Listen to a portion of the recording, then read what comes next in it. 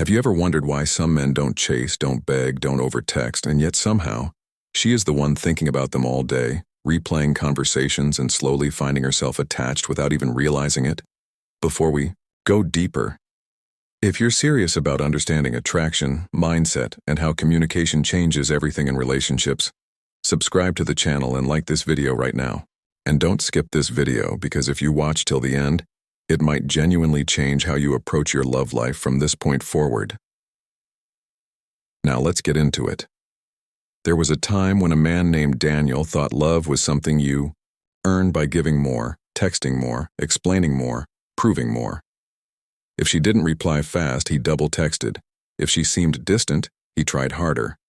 If she lost interest, he panicked and increased effort, and yet the more he did, the more she drifted, not because he wasn't a good man, but because he was communicating something without realizing it. He was communicating neediness. And neediness is not attractive. It creates pressure, not desire. One night, after yet another conversation that ended with a "sorry, I've been busy" message that felt colder than before, Daniel stopped and asked himself a simple question. What if attraction isn't built by doing more, but by saying less and meaning more? That's where everything started to change. Because there is a truth most people don't learn until it's too late. Attraction is not created by chasing. It is created by emotional space, self-respect, and controlled communication. Now here's where the idea behind Ember "she will chase you" suggestions for that title, "say this and she will mindlessly chase you," actually needs to be understood correctly. It is not about controlling someone's mind. It is not about tricks. It is not about pretending. It is about shifting the dynamic so that you are no longer the one over-investing emotionally, and she is left with curiosity, respect, and emotional tension that naturally pulls her closer. Let's break it down. Daniel started with something very simple. He stopped over-explaining himself.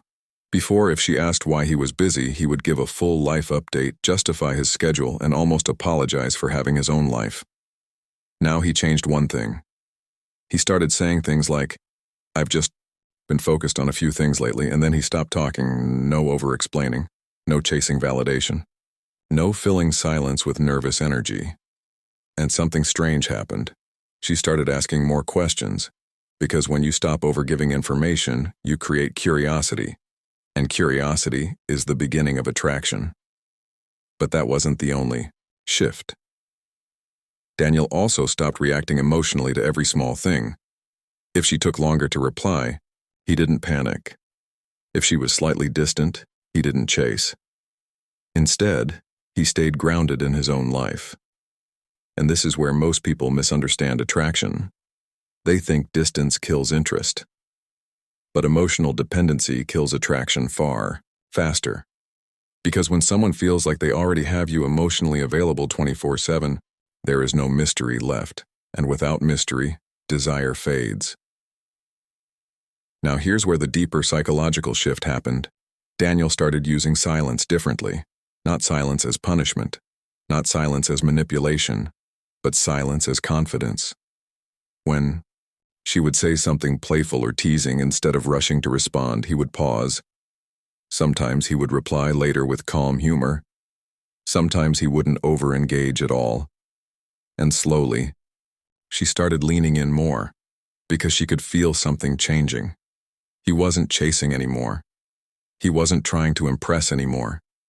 He wasn't emotionally available on demand, and that created a new emotional tension. Now listen carefully, because this is the core of the idea behind "she will chase you" suggestions for that title. Say this, and she will mindlessly chase you.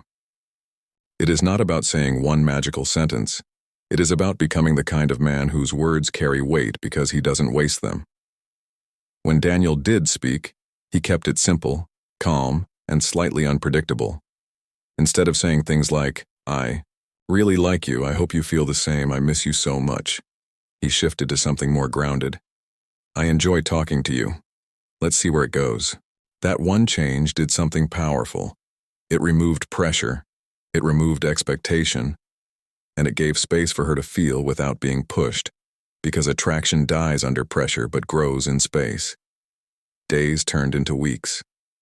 And Daniel noticed something. Interesting. She started initiating conversations more. She started asking where he was. She started teasing him, not because he chased her harder, but because he stopped chasing her at all. Now let's be very clear here. This is not about playing games. This is not about ignoring someone to force a reaction. This is about emotional self-control. Because the moment you stop trying to earn attention and instead start living in your own value, the dynamic shifts automatically. Here's another thing Daniel learned. He stopped over-complimenting. Before, every time she posted something, he was quick to hype her up, quick to respond, quick to validate. Now he still appreciated her, but selectively. Not everything needed a reaction. Not everything needed praise. And when he did compliment her, it was calm and meaningful, not excessive. And this made his words more powerful. Because scarcity creates value, and overuse destroys it. Now here's the turning point in the story. One evening she asked him something unexpected. "Why do you feel different lately?" And Daniel paused before replying. Old Daniel would have panicked and over-explained, but this time he simply said, "I'm just more focused on my life these days." And then he smiled. That was it. No chasing, no proving, no emotional spiraling. And that moment did something inside her mind, because she realized she was no longer dealing with a man trying to win her approval.